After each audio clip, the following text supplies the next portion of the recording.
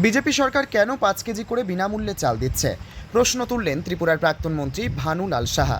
ত্রিপুরা সিপাহীজলা জেলা সিপিএম কাঠালিয়া অঞ্চল কমিটির অফিসের দ্বিতল ভবনে দুটি অঞ্চল কমিটির সম্মেলন অনুষ্ঠিত হলো ত্রিপুরা ক্ষেতমজুর ইউনিয়নের।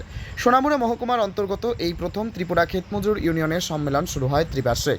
একটি অঞ্চল কমিটি হলো নদিয়া, অপরটি কাঠালিয়া অঞ্চল কমিটি। সম্মেলনের উদ্বোধক ছিলেন সর্বভারতীয় কৃষি শ্রমিক ইউনিয়নের সভাপতি তথা ত্রিপুরার প্রাক্তন মন্ত্রী ভানুলাল সাহা।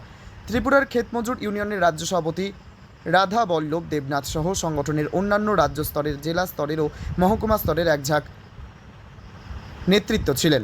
সম্মেলন থেকে নদিয়া অঞ্চল কমিটি গঠন করা হয় 11 জনকে নিয়ে। সম্পাদক নির্বাচিত হন মিন্টু দেবনাথ, সভাপতি নির্বাচিত করা হয় স্বপন শীলকে। অপরদিকে 13 জনের কাঠালিয়া অঞ্চল কমিটি গঠিত হয়। সভাপতি নির্বাচিত হন গোপাল শীল, সম্পাদক নির্বাচিত করা হয় নির্মল দেবকে। ত্রিপুরা ক্ষেতমজুর ইউনিয়নের 10ম সম্মেলনের প্রথম পর্বে পতাকা উত্তোলন ও শহীদ বেদিতে শ্রদ্ধা জানিয়ে সকল সিপিআইএম নেতাকর্মীরা সবাই নীরবতা পালন ও ফুলদান ইত্যাদির পরে উচ্চকণ্ঠে স্লোগানে মুখরিত হয় সিপিআইএম দলের দলীয় অফিস প্রাঙ্গণ। আলোচনা করতে গিয়ে প্রাক্তন মন্ত্রী ভানুলাল সাহা বললেন, বিজেপি সরকারের শাসনকালের একটা দম বন্ধকর পরিবেশ ও পরিস্থিতি জিইয়ে রেখে মানুষের প্রতিবাদের কণ্ঠস্বরকে দাবিয়ে রাখতে চাইছে। বিজেপি নেতৃত্বাধীন কেন্দ্রীয় ত্রিপুরা সরকার গরিব মানুষের জন্য, নতুন প্রজন্মের জন্য কিছুই করেনি। যারা মাথার ঘাম পায়ে ফেলে দিনরাত পরিশ্রম করে তাদের শ্রমের ন্যায্য মজুরি পাওয়া এখন কষ্টকর। বামফ্রন্টের আমলে রেগার কাজ শুরু হওয়ার পরিপ্রেক্ষিতে 90 থেকে 95 দিন কাজ পাওয়া যেত, আর বর্তমান ডাবল ইঞ্জিনের সরকার পরিচালিত হওয়ার বছরে 50 দিনের কাজও কষ্টকর, তাও মজুরি সময় মতো পাওয়া যায় না। বিজেপি সরকার ব্যর্থতা ঢাকার জন্য গরিব মানুষদের 5 কেজি করে রেশন শপে বিনামূল্যে চাল দিচ্ছে। ত্রিপুরা থেকে জীবন সাহার সাথে বিক্রম কর্মকারের report, crime press Bengal news.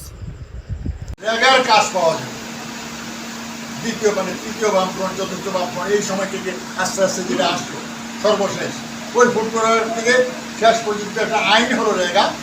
সেই রেগাতে 100 দিনের কাজ গ্যারান্টি তৈরি হলো।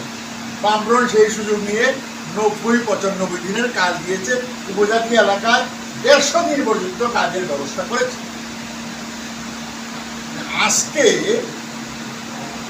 ডাবল ইঞ্জিনের সরকার, দিল্লি এবং রাজ্যের সরকার মিলিতভাবে আজকে কতদিনের কাজ সরকারের দেওয়া 50 দিন। এই 50 দিনও সব রেগার কর্মীরা পায় না।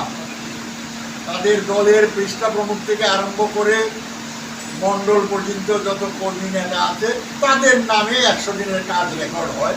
আর যারা কাজ করে তাদের শেষ পর্যন্ত 30-32 দিনের বেশি কাজ আসে না, তাও মাসের পর মাস মজুরি পায়।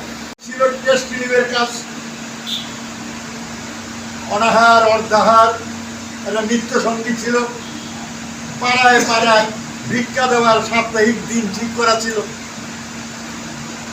এই পাড়াতে বৃহস্পতিবার, ওই পাড়াতে শনিবার, এরকম ভাগ করেছিল। আমরা করেছিলাম তখন, আমরা স্কুলে পড়তাম, দেখতাম আমার পিসিমা ওই একটা সোয়াশের 1 পোড়া চাল দিয়ে রাখতো।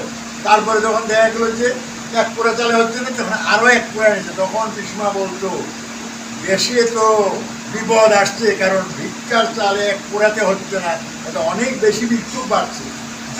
বামফ্রন্ট আসার পরে এই ভিক্ষা বৃদ্ধি, আর বৈষ্ণবরা শুধু নিয়ম রক্ষার জন্যে কয়বারই ভিক্ষা করে, নিত্য ভিক্ষা তনু রক্ষা করে। বৈষ্ণবরা ছাড়া আর কেউ ভিক্ষাতে যেত না বামফ্রন্টরা।